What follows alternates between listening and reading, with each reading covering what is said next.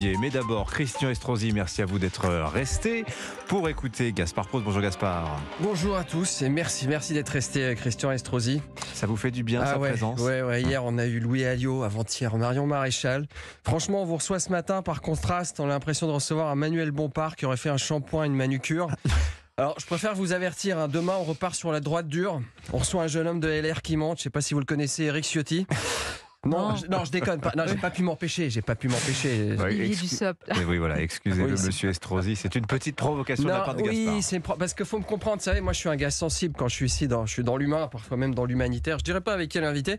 Alors, il faut que les auditeurs sachent que moi, les invités, je les vois souvent vite fait en dehors du studio, qui n'est au fond qu'un petit théâtre des ombres du jeu politique, Sonia.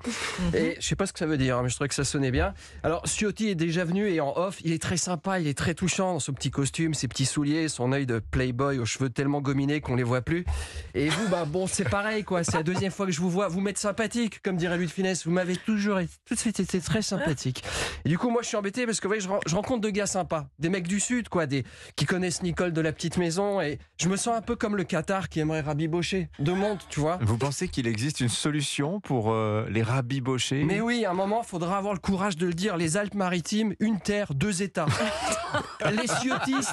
les Ciottistes dans les collines, les Estrosistes à la plage. Mais pourquoi Éric Ciotti dans les collines? Il est chauve, plus sensible au soleil. Je pense que le mettre sous les arbres, c'est mieux, tu vois. Estrosi, il a le teint plus allé. Moi, je trouve que c'est un bon partage. Ciotti va garder les chèvres qui broutent, Estrosi, celle qui bronze, et la 8 va faire office de mur de séparation. Voilà. Même si deux Français issus de l'immigration italienne catholique n'arrive plus à s'entendre, alors ce pays est foutu. Je veux dire, non, mais je peux pas vous dire autre chose. Ce pays est foutu, il est complètement foutu.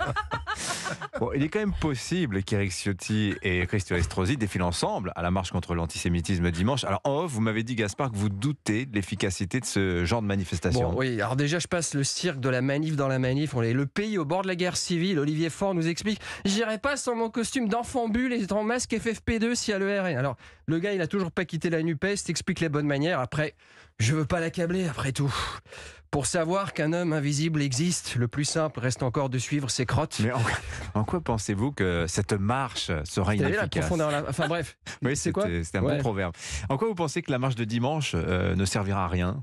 Déjà, François Hollande en tête de cortège. Pardon, mais je veux dire, quand un couple se marie et qu'il démarre la bagnole pour le voyage de noces, tu leur jettes pas un chat noir sous les jambes pour leur souhaiter bonne chance. Puis bon, voir défiler des gens l'air tristes alors qu'en vrai il y aurait moyen de faire une cérémonie festive qui redonnerait de l'espoir aux gens. C'est-à-dire, vous avez une idée là? Oui, bien sûr, j'ai des idées. Plutôt que défiler contre l'antisémitisme, moi j'inventerais le happening, boire du champagne pour les décollages. Boire du champagne pour les décollages, c'est très quoi? simple. Oui. Imagine, on organise une immense garden party ouverte à tous les citoyens sur un toit de l'aéroport d'Orly-Droissy. À un moment, t'amènes sur le tarmac devant une flotte d'Airbus A380 en habit de gala, donc tenue des Dalton, boule aux pieds. Tout ce que la France compte de fichiers S, délinquants multirécidivistes, OQTF, antisémites, porteurs de jogging casquette californien, tu vois tout ce que je veux dire. Franchement, toute la confrérie des petits anges. Hop, tu me charges tout ça dans la soute, direction plein sud, une escale à Cayenne pour les nationaux, et là je pense que d'un coup, il y aurait moyen de transformer une forme de désespoir en grande fête républicaine. Et en plus, je suis sûr que ça aura une vocation pédagogique pour toutes celles et ceux qui auraient encore envie de faire les cons dans ce pays. À vous penser? Mais disons que la perspective pour un petit ange, que son prochain rodéo urbain, ça consistera à zigzaguer en des figuiers de barbarie sur un bourricot qui boite. Je veux dire, la perspective pour un petit ange, que pour revoir à nouveau une vitrine de Footlocker, il faudra un billet d'avion, un visa, plutôt que passer une barrière de métro. Il y a des chances qui commencent à faire de la réflexologie mentale. Parlons de voyage. Est-ce que vous avez vu cette escapade d'Anne Hidalgo à Tahiti pour surveiller les travaux des Jeux Olympiques? Mais arrêtez de l'accabler. C'est normal qu'elle se rende là-bas. C'est un inspecteur des travaux finis de base. Oui. Mais oui. Après tout, un atoll, c'est quoi? C'est un trou rempli d'eau. En gros, un nid de poule parisien après une averse. C'est quand même son secteur de prédilection, c'est une experte du colmatage.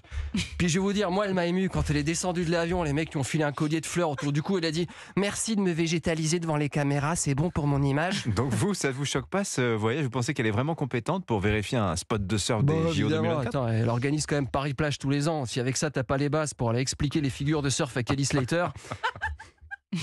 Merci beaucoup, petits anges. Kelly Slater, un surfeur. Oui, Faut la années 90, on avait la réponse. 90 L'Alerte à Malibu, Kelly Slater.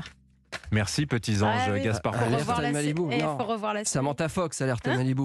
Bon, bref, on discutera série. Mais Quoi, on est en retard, c'est ça? Vous partez trop vite, mon cher Gaspard.